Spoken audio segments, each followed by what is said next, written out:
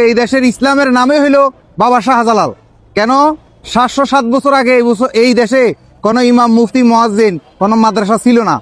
তাই বাবা শাহজালালের নামে বাংলাদেশের ভারতবর্ষের ইসলামের নামে হইল বাবা শাহজালাল। কেন?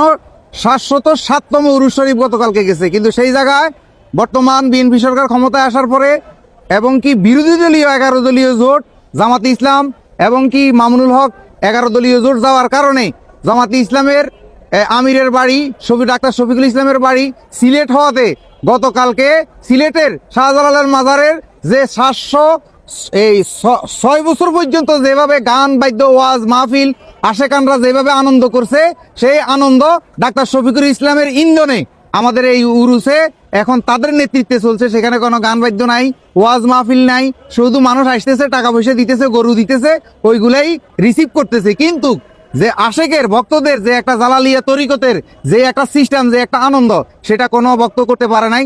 সবাই কষ্ট বেদনা নিয়ে সবাই ওখান থেকে বের হচ্ছে। তা আমি বর্তমান তারেক রহমানে একটা গরু দিয়েছে, আমি নিচ্ছকে দেখেছি।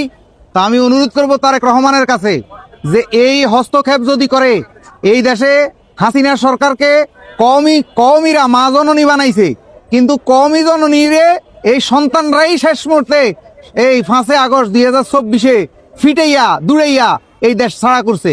তাই তারেক রহমানের অনুরোধ করব এই অলি আল্লাহর বিরুদ্ধে না যাওয়ার জন্য এখনো সময় আছে। সংসদে আলাপচারিতা করে, ডাক্তার শফিকুর রহমানের সাথে আলাপচারিতা করে বাংলার যে কোনো জায়গায় বসে যদি বুঝিয়ে দেওয়া হয় আমরা সুফিবাদরা বুলফতে আছি, গান বাজনা বুলফতে আছে, আমরা যা করি তা হারাম, কোরআন হাদিসের বাইরে, তাইলে আমরা এগুলো করব না। কিন্তু আমাদেরকে জোর করে জাহাজ চাপিয়ে দেওয়া হচ্ছে।